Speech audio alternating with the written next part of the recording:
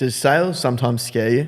Do you want to have some simple, easy tips and tricks as to how to get the most out of you and your sales team? I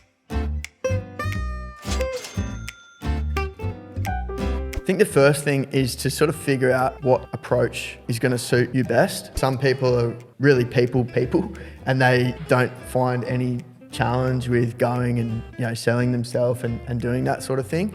We actually talked about this in a hurdle clearing session this week with a couple of the guys, and we were talking about the fact that if you're able to, firstly, if you can be face to face, ideally, or otherwise on the phone, that's going to be of a lot more benefit, obviously, than trying to sell something via SMS or email. Figure out what your strengths and weaknesses are and lean towards your strengths, but also I think you also want to work out how you can counteract those weaknesses or those challenges. Challenge accepted. One thing that I really live by, and it's simple but it's really important, is listen more than you talk. Let's use an example of a plumber who's trying to get real estate work. You can go in and you can hand them a flyer and say, this is what we do, blah, blah, blah, blah, blah, blah, blah. Cool. You might get some work out of that, but ultimately you're going to be way better off if you go in there and you ask questions. You work out who the right person is to talk to. You work out what type of work they would be potentially looking for in a plumber. You work out who they use at the moment. You work out how much work they potentially have available. You figure all these things out, then use that information that you have to deliver what's relevant to them and what's going to entice them. So I think really simple, but just always focus on listening first and talking second. The old adage of we've got two ears and one mouth really rings true, I think. You should be listening a lot more than you should be talking. Another simple but I think effective tip that you can sort of focus on when you do outreach is, what common ground can I establish? I've got a bit of a joke with some of the team here, in that whenever we speak to someone from Canberra, which is where I'm from, and I've got a lot of love for Canberra, I love the Canberra Raiders, basically my whole family lives there. Oh God, I think a whole bunch of people just turned off the podcast. Hey guys, Canberra's great, just not to live.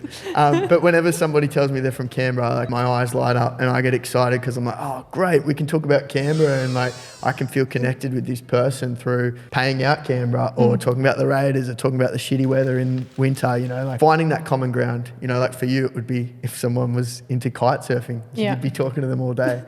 Or numbers, Try and sort of have the approach of you're asking a friend. You don't have to be afraid of these questions, like what your budget is or when are you looking to get some help from us or get some work done. Some people find that those questions are really hard to ask and they just avoid them, and then they don't have that information. But if you ask those questions, let's go back to the real estate example, and they say, we've got someone but we're potentially interested in bringing on another person. Explore that further. Don't just leave it there. Kind of be like, okay, cool. What's the reason as to why you guys are looking at bringing on someone else? Because that's really important information. Don't be afraid of asking those questions, and it's just getting comfortable with how to ask them without coming across as rude. It's obviously important information, so don't be afraid to ask it. Okay, let's just round up.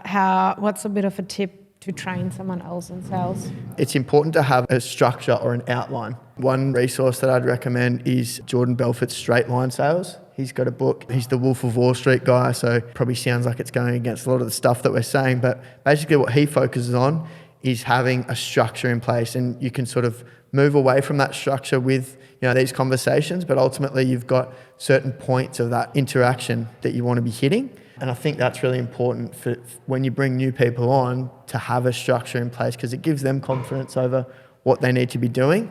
And you can also really assess their performance and give them tips and tricks based on anything that they might be missing from the structure. And if they're not getting results but they're sticking with the structure, maybe it's time to look at the structure itself as opposed to the person.